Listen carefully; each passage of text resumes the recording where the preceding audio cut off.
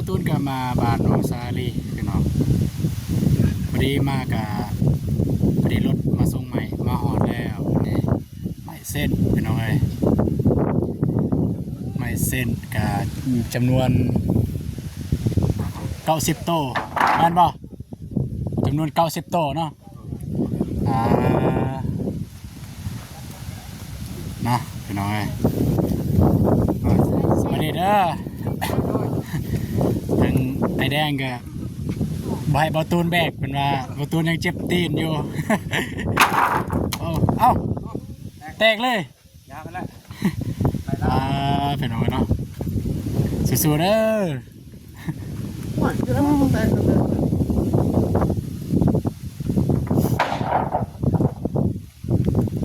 บ่ตูนมาพอดีตอนคนใหม่เลยพี่น้องใหม่ของทีมงานเฮานี่แหละสั่งพี่น้องก็คือทางบ่าวนงบ่าวติ้งทองบ่ตูนก็นำมาก่อนเลยพี่น้องเพราะว่า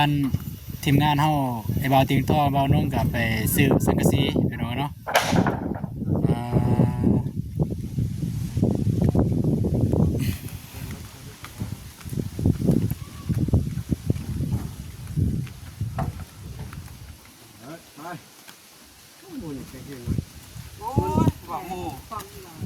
แห้งซ้ำนี่3พุ่นกันยาได้4พุ่นโอ้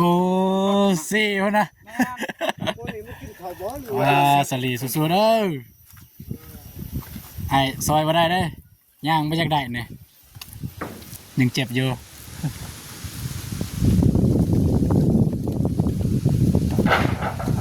ว่าคันขึ้นได้รถอันไหนใครแน่เนาะแต่ว่าขึ้นบ่ได้เนาะ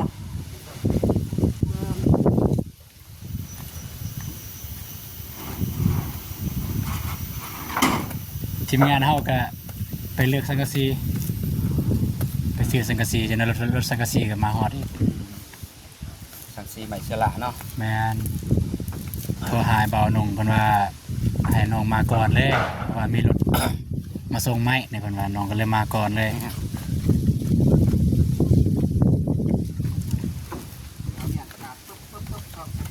ให้น้องเนาะการสำหรับบ้านน้องสาลีคาดว่าเนี่ยโบนานเกินรอพี่น้อง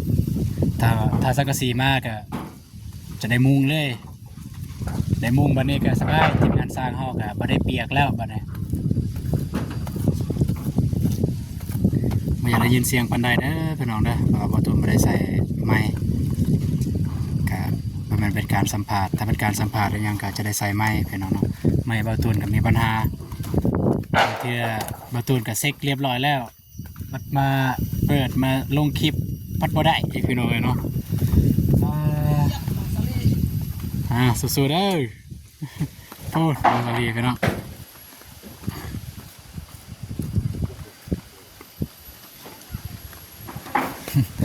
ทีมสร้างเฮามาได้ซอยได้แดงได้น้องมาได้แบกซอยได้เสื้อลงนี่เฮาแบกจนมันเปื้อนแมนกันลงนี่มันเปื้อน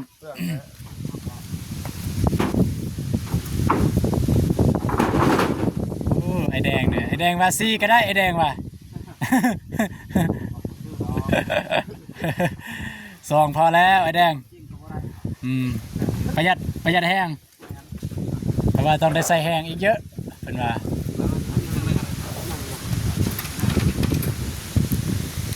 สบายดีเด้อน้องสลีเด้อสบายดีเบาตูน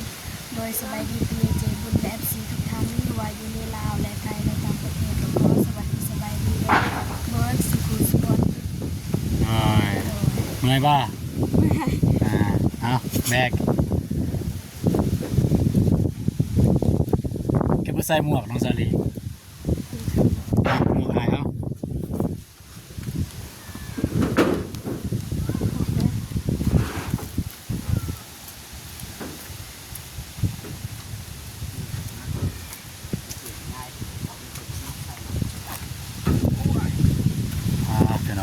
กันยังลายอยู่ขนาดนั้นเดี๋ยวจะน้อยเนี่ยจะขึ้นไปนับอยู่เถิง มันนี่มา2คนเนาะมันนี่เนาะปกตินี่มาคนเดียว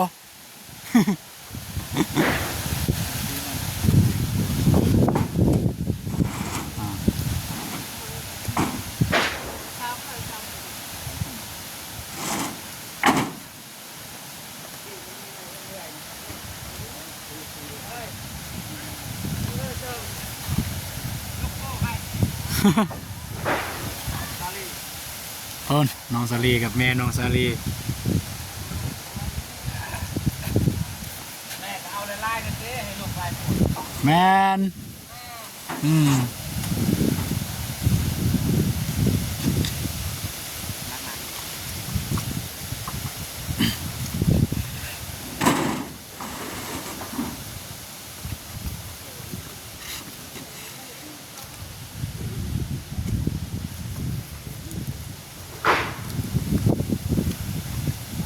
เมื่อวานเนี่ยบอตูนไม่ได้มาเมื่อวานเนี่ยก็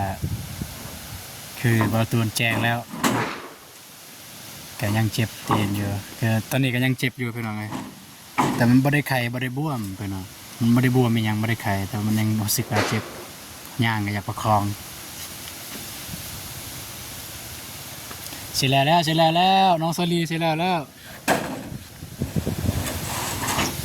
ยังอีก1 2 3 4 5 6 7ยัง15 เส้น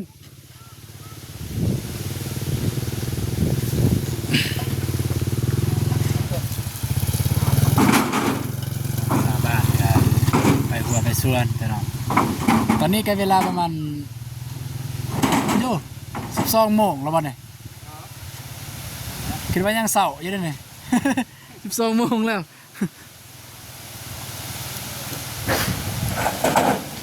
ไปเสร็จแล้วไ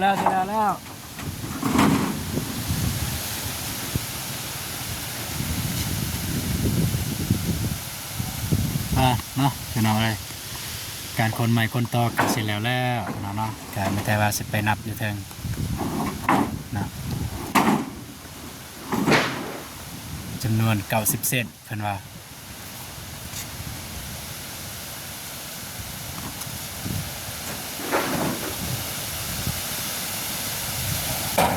เพื่อนน้องสาลีถ้ามุงแล้วถ้าใส่แล้วโอ้ก็สิงามเติบแล้วไปน้องไงเพื่อนน้องสาลีบ่ธรรมดา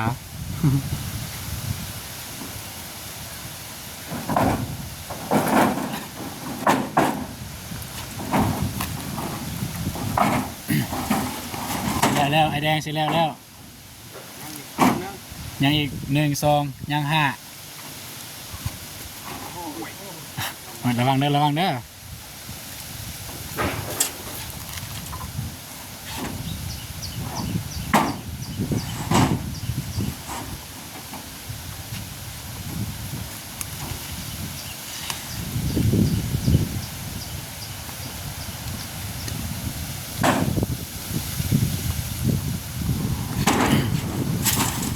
แล้วบัดนี้ให้น้องสลีเลยเส้นหนึ่ง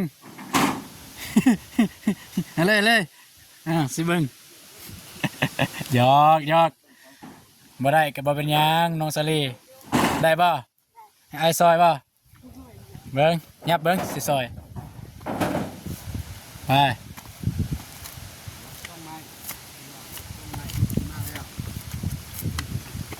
พี่น้องเอ้ยนับเลยบ่ นับเลยก็นับ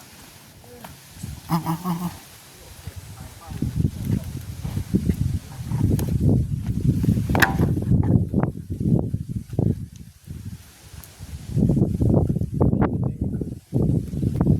พี่น้อง กินนี่ไม่กันสันมันเบี้ยวสินับจะได้บัดนี่แดง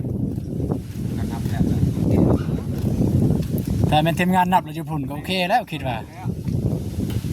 งานนับ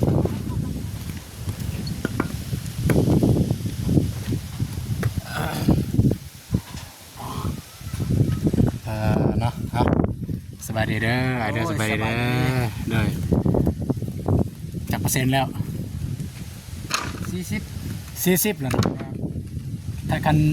สังกะสีมาหน่อยนี่มุงเลยบ่ มุ่งเลย มุงเลยเนาะก็น่าจะได้มุงแล้วบัดนี้แต่ว่าปานลมยังตีบ่ทันเบิด แต่ รอ แต่ รอ ทางห สา น้าม สี่มากก่อน อ่า สามสี่มากเขาทำนี่แล้วก็ไปบางนาแล้วก็ไปมุ่งครั้งนี้เรียบร้อยแล้วครั้งนั้นก็ยังเพราะว่าถ้าว่าเขามุ่งครั้งนี้ก่อนอันน่ะครั้งงานก่อนเขาสิเขาไป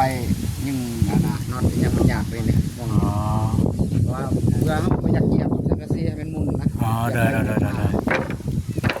เป็นอย่างนั้น สำเร็จแล้วก็ เป็นอย่างตัวเถิงคือใส่ไม้แปลนคือบ่ใส่ไม้สลาย เพราะว่าเบาเตียงเพิ่นเบานงเพิ่นว่าใส่ไปแปลนก็ได้เพิ่นว่าเขาก็เลยใส่ไปแปลน อ่า เราเพิ่นว่าโอ้บ่กูใส่ไปสลาเอามาใส่ไปสลาเพราะไม่แปลนมันก็โอเคเลยเด้ โอเคเนาะยันเพิ่นสิว่าเอาคือแอมคือแอมป้นไม้แปลนกับไม้สลาคันเพิ่นว่าคันในนงว่าจังซั่นก็เอาแต่ว่า ตามเบานงเพิ่นว่าเอามันแปลนก็ได้เพิ่นว่า ถ้าตามที่แผนเนี่ยมันจักห้องอ่ะนะ 3ห้อง 3ห้องเนาะ 2เสา อ๋อ 2ต้น คันมีใหม่เรือเนี่ยน้องคิดว่าเนี่ยเพราะว่าตามเบิ่งจำนวนคนในเฮือนเนี่ยคัน4ห้องน่าจะโอเคคันเฮาเฮ็ด3ห้องสมมุติทางหน้าเป็นอีหยังระเบียงว่ากันนอกศาลมันก็พื้นที่มันก็เปลืองแล้วบัดนี้เพราะว่านอกศาลไม่มีลายแล้ว ตัวนี้ก็บ่จักสิว่าแล้วอิงตามผู้ใหญ่เพิ่นน่ะเนาะ แม่น เพิ่นว่าถ้าให้แอม4ห้องก็ได้เอา คิด ได้ครอบเพิ่มมาแล้ว คิดว่าถ้าไม้เรือสันดอกถ้าไม้เรือนะก็เฮ็ด4ห้องเพราะว่า มันว่าเรื่องไรนี่บ่เรื่อง หัวเรือ เรื่อ เนาะ งเฮาไรมันก็คือเป๊ะๆแล้วเนาะ อืม แต่ไรเรือก็จะนะว่าเรือนะ โดยแม่น เรื่องไรใหม่นี่บ่ให้มันเรือ แม่น เรือถ้ามันพอดีเป๊ะ แม่น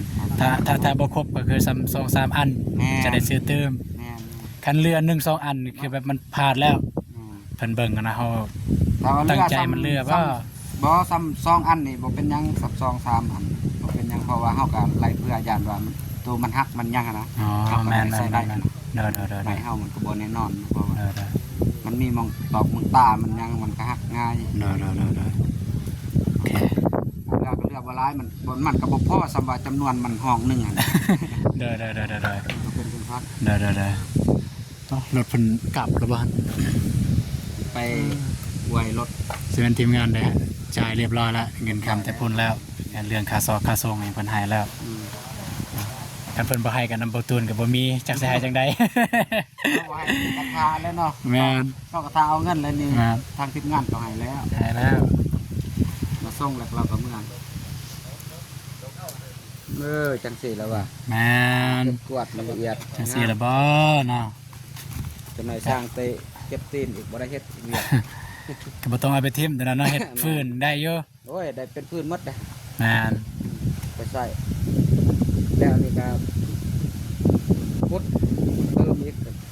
มองอย่าง ยังสิบ่ยังบ่ทันได้จ่ายบ่เพราะว่าทางน้องนี่ยังถ่ายอยู่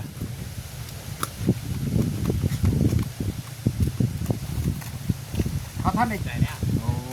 จ่ายแล้วเนาะ โอ้ยันระบบพูดไปใกล้ๆพุ่นละ โอ้อวยแล้วหั่นเด้พุ่นพี่น้องทางน้องพนักงานเพิ่นก็มาอวยไม่อวยรถอยู่พุ่นมันบ่มีหม่องอวยเด้อยู่นี่มันแคบพี่น้องเพิ่นก็แบบเดตเบิ่งน้องซาลีเพิ่นเฮ็ดเวียกหยังแหน่พี่น้องเนาะมันบ่ไกลเกินเอื้อมแล้วพี่น้องสำหรับเพื่อนน้องซาลีคือเก่ามื้อนี้บ่ตูนก็มีหยังที่พอซอยได้ไปสร้างเฮาก็ซอยนะสิเสาะไม้นี่แหละพี่น้องเอ้ยจังเนาะ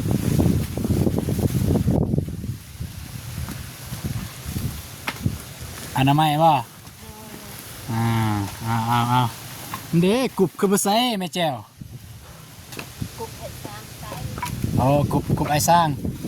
ยืมใส่เพิ่นก่อนก็ได้ ไม่อยู่แต่กูไม่ได้เอามา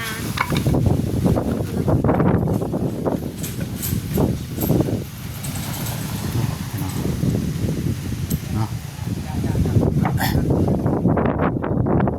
ขอบใจเด้อน้องเด้อขอบใจเด้อข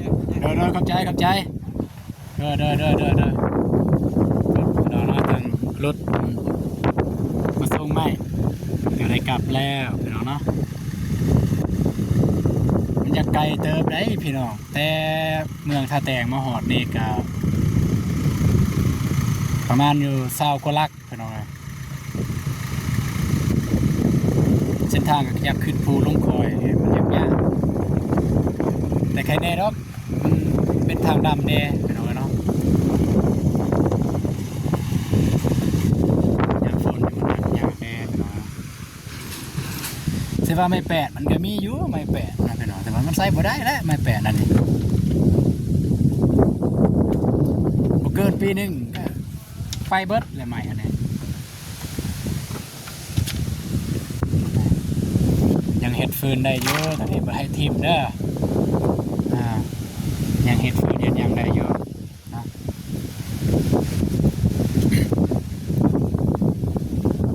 สำหรับไม้นี่ก็บ่หานับคิดว่าเพราะว่าทางทีมงานเฮาก็นับเต็มพุ่นแล้วแต่สินับจังไดมันก็น่าจะครบเลยพี่น้องเอ้ยเนาะ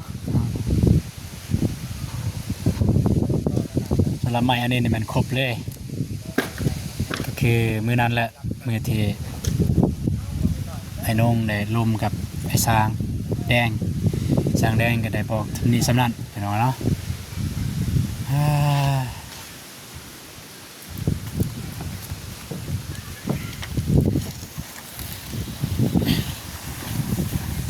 ได้บ่ฮะได้บ่ถามแม่นะ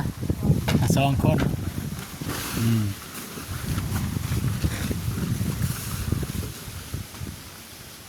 ต้องอนามัยแต่ละเทือต้องอนามัยเพื่อบ่ให้ไอ้สร้างเขาเหยียบหรือทีมงานนั่นแหละเพราะว่าเขาก็ต้องย่างแต่ในเท่านี้ก็อนามัยถึกเหยียบเป็นยังก็ขาดเวียกอีกคือเบาตูนเหยียบแก้วเนี่ย ได้แน่ละบ่ แค่นี้ยัง ทีมก็หยิบแก้วมัน แค่นี้แล้วนี่เด้ อืม มันเลิกได้มันเขามันเลิกแก่แต่ว่าย่างก็อยากประคองแต่คันถึกเหยียบบนแข็งๆมันก็เจ็บรู้สึกเจ็บแน่เมื่อวานนี้ไอ้ก็บ่ได้มาเมื่อวานนะ โดยมันเป็นหยัง ดีใจว่าบ่าวติงทองมาวานนะ ดีใจแฮง คือบ่ให้เลยคันดีใจแบบ จะให้บ่ออก ให้บ่ออก โดย ต้องตีก่อนเนาะ ตีก่อนเนาะจึงให้เนาะแม่เฮ็ดผู้เดียวพุ่นเบิ่งสิซอยนะไปเดี๋ยวเราไปสิซอยน้องซาลีไอ้เจ้าไป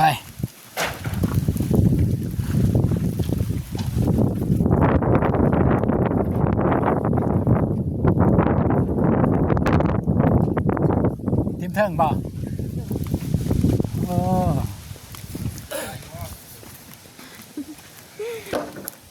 กินก่อน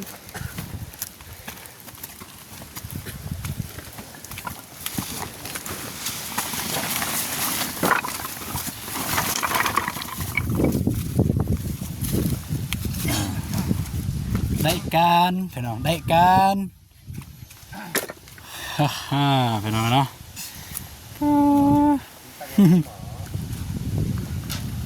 เพื่อนนี่เสร็จแล้วดีใจป่ะ ดีใจ เป่าแห้ง ดีใจแฮง ดีใจแห้งเนาะ โดย เพื่อนนี่เสร็จแล้วคิดว่าอยู่ในห้องหนึ่งน้องเซรีสิเอาเบื้องใดอยู่กลางหรืออยู่ไซ ใส่ก็ได้ อยู่ไซก็ได้เขาแต่นอนได้เนาะ โดย ไอ้สร้างว่า 10% แล้วเฮ้ยประมาณ 40% แล้ว ยังอีก 60% โดย คันได้มุ่งก็โอเคแล้วบัดนี้อ้ายดีใจนำเด้อ โดย ดีใจนำน้องเด้อ โดย เฮือนเทวดาไอเตียงว่าเฮือนเทวดาสิแล้วเฮือนเทวดาเอาไปเฮ็ดเวียกต่อเบิ่งไอ้สร้างเพิ่นต้องการหยังเนาะโอเคพี่น้องเอ้ยเนาะก็บ่ตูนมากับเรียนรถคนไม้รถมาส่งไม้อนามัยทีมงานนั่นแหละไปซื้อก็พอดีมาฮอดเลยเนาะเมื่อกี้นี่ก็ได้ถ่ายได้อัปเดตให้เบิ่งเนาะเรื่องเงินเรื่องคำก็ไปหายแล้วทางทีมงานหายแล้วแต่ว่าเงินแบบว่าให้กินน้ำกินในทางพนักงานมาส่งใหม่ บ่ตูนบ่มีเงินให้พี่น้องเนาะก็ไอ้ตนเพราะว่าแต่ละเทื่อในทีมงานเฮาก็ถ้าใส่พนักงานมาส่งใหม่เฮาก็จะให้ 30,000 บ่ 40,000 บ่ 50,000 บ่สิเนาะบ่ตูนบ่มีเงินสิให้พี่น้องก็เลยเมื่อละล่าเมื่อกี้นี้ก็เป็นทีที่พอแล้วพี่น้องเนาะใหม่อันนี้ก็เป็นไม้ตรงไม้ที่จะปูพื้นพี่น้องเนาะไม้เส้นนี่แหละก็รู้สึกดีใจแทนน้องซาลีพี่น้องทางทีมสร้างเฮาก็ว่องไวพี่น้องถ้าฝนบ่ตกคือแบบเวียกมันก้าวกระโดดเลยนะมามื้อนี้แบบหนึงมามื้ออื่นแบบหนึงพี่น้องก็ต้องเร่งนี่แหละก็ไอ้สร้างเฮาก็คือเพิ่นว่านั่นแหละไอ้แดงนะเวียกคือเวียกเพิ่นว่ายามกินคือยามกินคือกินแต่ว่ายามเวียกคือเวียกเพิ่นว่าเนาะโอเค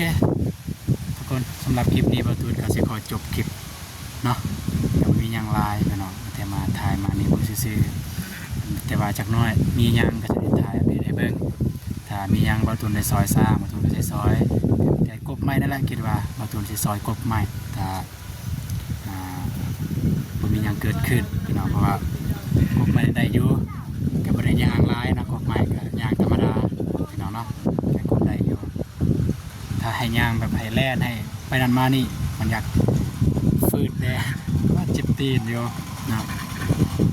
โอเคคลิปนี้บ่าวตูนสิขอจบคลิปเพียงเท่านี้เจอกันในคลิปต่อไปเนาะคลิปนี้ขอกล่าวคำว่าสบายดีเด้อนะพี่น้องบ๊ายบายพี่น้องแล้วเนาะไปแล้วพี่น้องไปแล้ว